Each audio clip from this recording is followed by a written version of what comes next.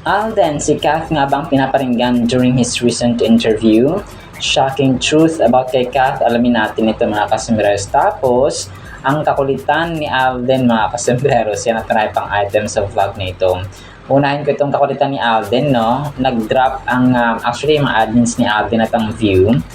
Yung parang ano yata ito doon sa kanilang, of course, sa kanilang set ng Love Sharga mga kasembreros. So may isa dito na habang inaayusan Alden, sina Kara at Jao, ay sabay banat naman ni Alden ng mga mga kakulitan niya mga kasembreros. Tapos yung the rest ay behind the scenes na ng ginawa ni ng Kara at Jao mga kasembreros. So sabi sabi dito ng director, sabi niya, after ng hawak kamay, sabi ni Alden, hindi kita iiwan. Sobrang kulit ito ni Alden. So kasi yung kantang hawak kamay di kita bitawan sa pagla. So parang yung gustong sabihin ito ni Aldos. Ang dami niyang kwela gestures dito mga kasembreros. So kung ano na naisip ni Alden sa kanyang dito sa kanyang mga actions dito, such a gentleman, sabi pa dito sa isa. Tapos taga Siargao ako, sabi ni Alden. Tapos parang nagme-memorize siya ng mga linya niya mga kasembreros. Sabi niya dito, parang may mga concerned words si Kara dito kay Jao. Sabi niya, ikaw naman, mahal mo na ba ako? Sabi niya, tapos tawanan sila, talaga ba Charmaine? Sabi niya gano'n. Tapos sabi ni Alden, so guys, malaman niyo kung sino si Charmaine, no? So parang pwede rin kayo, di ba? Si Maine Mendoza, di ba Charmaine siya? Pero yun, parang ano lang yan, thinking lang yan mga kasembreros. So tapos parang yung time or taping na nila, nung naniligo sila mga kasembreros sa sa dagat, kunwari, no? Tapos nagsushoot pa rin po mga kasembreros. So tapos may isa pa dito, dalawa yung pinost na kakulitan dito ni Alden. Yung isa dito ay yung sa isa dito parang English pa siya dito. Tapos parang may kinakausap siyang foreigner, tapos nagbibigay siya ng instruction mga kasembreros. So tapos parang kunwari ay pinapromote niya yung Siargao at bibigyan ng description, tapos sabay kulit mga kasembreros. So yan, tapos yung sa time nila na nasa parang daungan, no? Parang ganun mga kasembreros. Tapos konting drama na naman siya dito kunwari. Nagtaka na lang si kuya, yung sabing ganun dito. Tapos basta nakakulitan ni Alden mga kasembreros. Tapos next item natin mga kasembreros, may shinare dito si Fela Alendaya, no? Sabi niya sobrang pogi naman, no, ni Alden. Felia Alandria 2 sa kanyang TikTok account. Sobrang pogi naman, sabi, parang ganoon yung kanyang caption doon sa post niya. Tapos random photos ni Alden, naka-white siya, tapos naka-glasses, mga kasembreros, no? So medyo iba pa yung haircut dito ni Alden, or parang hawi ng kanyang buhok mga kasembreros. If I'm correct, ito po ay throwback mga kasembreros, no? Kasi parang iba pa yung hawi ng kanyang buhok dito. Tapos si Alden kanina may pinost na naman siya sa kanyang Facebook page, no? Yung sa kanyang I Am Worldwide naman na barley, parang barley yata ito ulit mga kasembreros, no? Na barley gummies naman yung kanyang pinopromote dito. So 4 hours ago, sabi niya dito is my health routine just got a serious upgrade, taking my amazing organic barley gummies every day and keeping wellness simple, delicious and convenient. Tapos random photos niya na kunwari ay minamodel niya, of course, no, yung gummy ba. Alam niyo ano to, effective tong barley gummies, or kasi pag acidic person ka, alam mo to no, medyo mahal-mahal nga lang to. Yung ibang barley gummies sa garapon siya nakalagay. So ito naman sa kanya ay I Am Barley. So ano nga ba yung isa? Yung nabili ko one time is barley gummies na basta malasa siya, para siyang candy talaga mga kasembreros. Para siyang parang nabibigyan natin sa tindahan, no, na matamis siya, tapos malambot, para siyang marshmallow na medyo matigas ng konti sa marshmallow, mga kasambreros. So parang ganun yung lasa niya, pero yung ganun yung texture niya, pero yung lasa niya para siyang matamis na sampalok, something like that. Parang ganoon, no? Matamis na sampalok na parang masarap. Talaga nag-promote ako dito, mga kasambreros. So, yun. Medyo may kamahalan lang talaga siya, no, pag mga barley grass, mga kasambreros. So, pero worth it naman, no? Kung kayo po ay may pera, mga kasambreros. Tapos si Kath naman, nag-share din siya sa kanyang Instagram. Dalawa yung shinare ni Kath, no? Isa dito ay panibagong details or profile sa aso. So, isa dito yung sa bench niya, sa bench TM, mga kasambreros. So, yun pa rin yung yung kanyang suot naman nakaraan, yung white tapos and then may bandana, no? Mga kasambreros, bench originals. Pero ito ay bagong post rin niya sa kanyang Instagram, mga kasambreros. Actually kanina, no? Mga kasambreros. Tapos, si Alden naman may pinost siya dito. Parang design to ng bahay niya. Pero kakaiba siya, Arilo. Parang siya, watch siya, mga kasambreros. Pero, may logo hindi ko lang kung anong to. Parang anime yata itong kanyang logo, mga kasambreros. So, yun. Ang unique niya kasi, yun nga, no? Yung parang kamay ng relo o ng clock ay, yung parang pang self-defense na ginagamit sa martial arts, mga kasambreros. Parang tsako yata ito, mga kasambreros, yata yung tawag dito.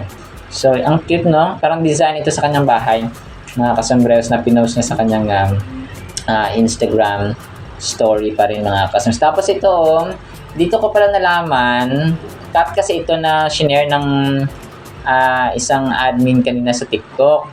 So, alam ko na-post na yata yung bunga nito. Pero hindi ko na yung mismong video clip nito na dito ko nalaman na shocking ito. Na-shock talaga ako dito, mga kasambreros, na si Kath pala yung nagpaaral sa mga ate niya, no? Grabe. Kasi yung dito, yung kakulitan na part dito ay nung sinabi niya na iyakin si Kath, no? Namana daw niya kay Papa Ted niya kasi si Papa Ted niya yung iyakin, mga kasambreros.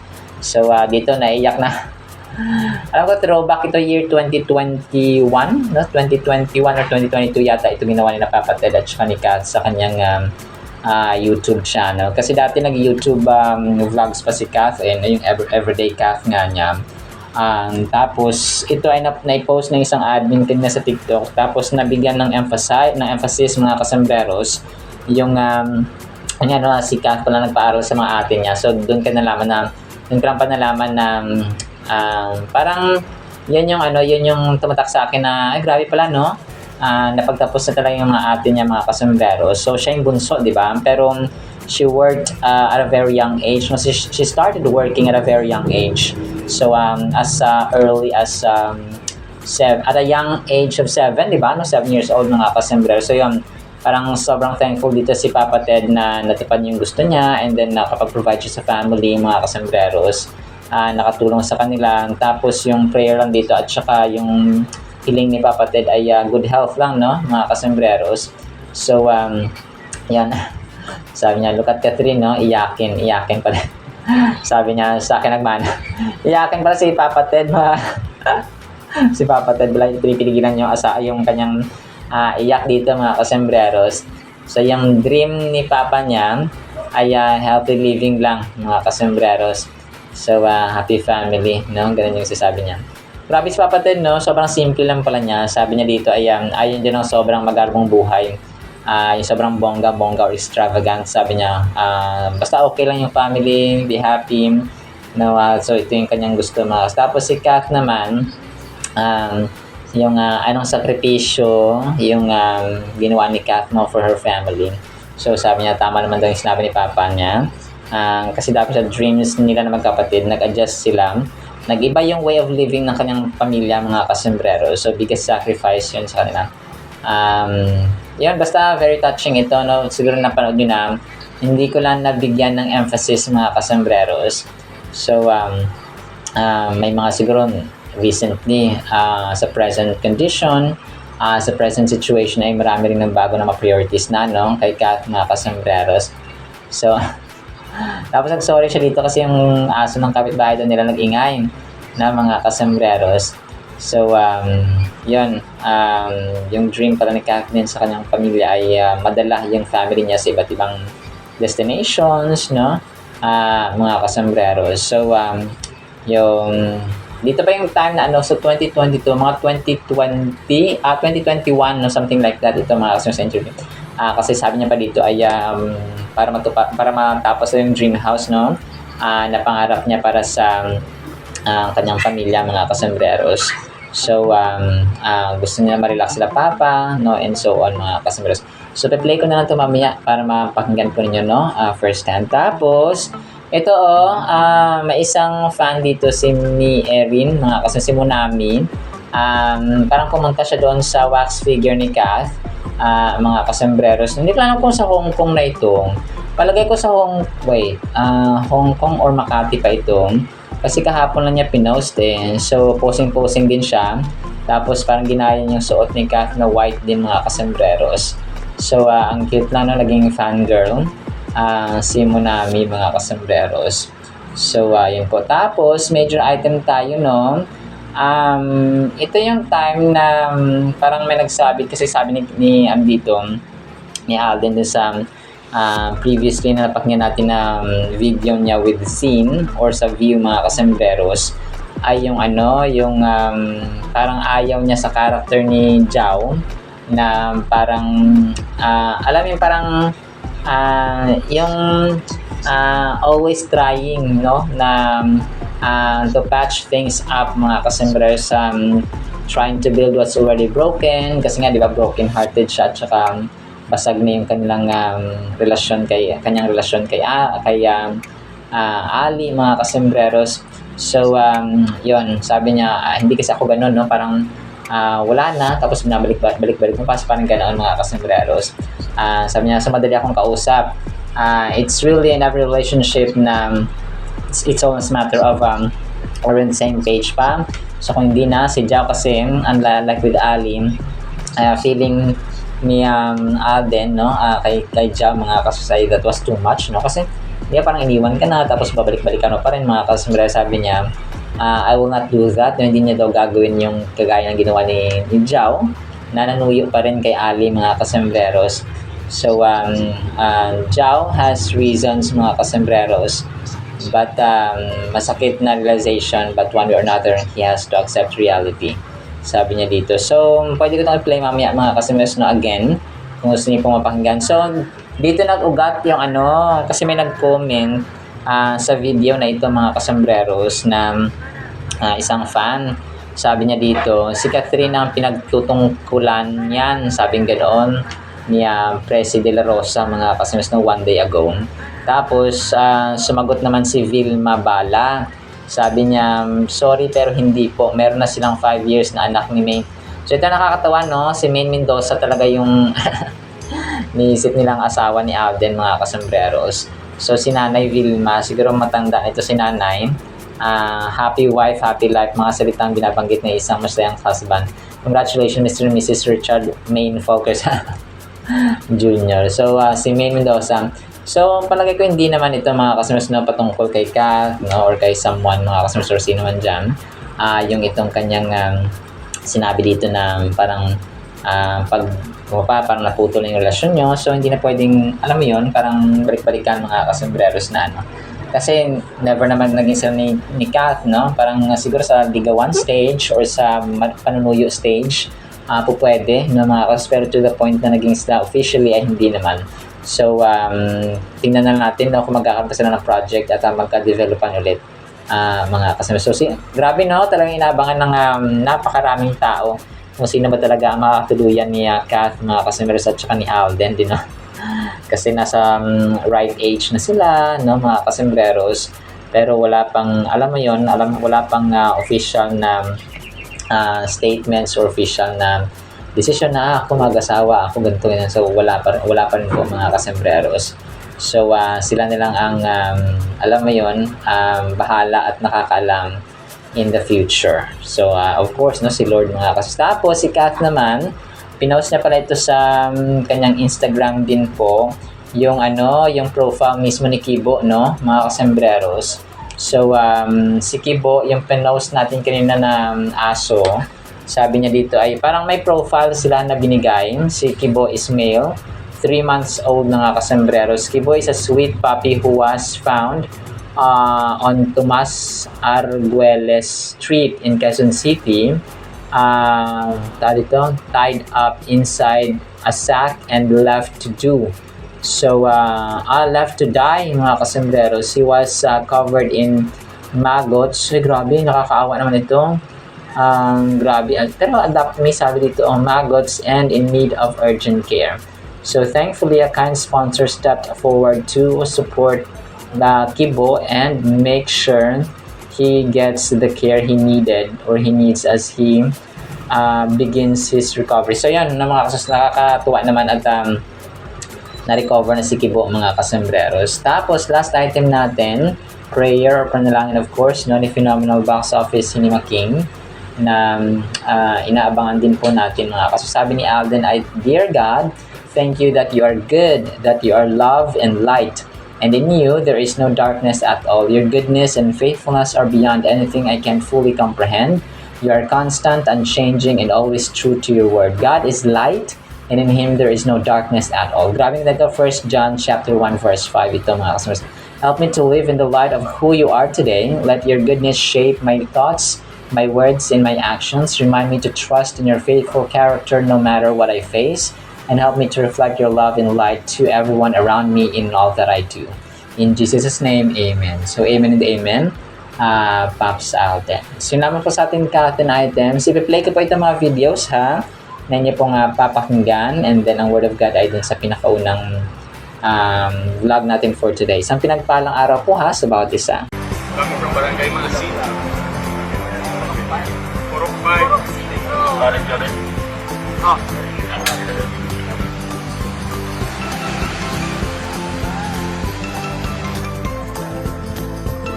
After hawak kamay, Hindi kita iiwan.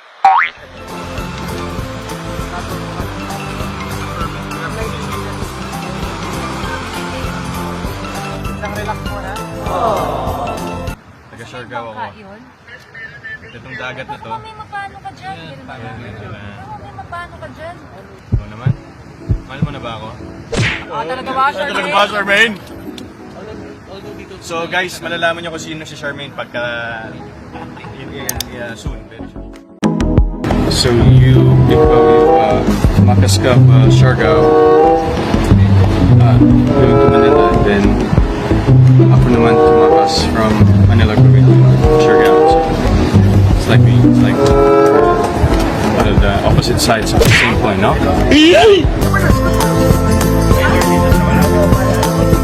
So itong scene na to very emotional for Jao side kasi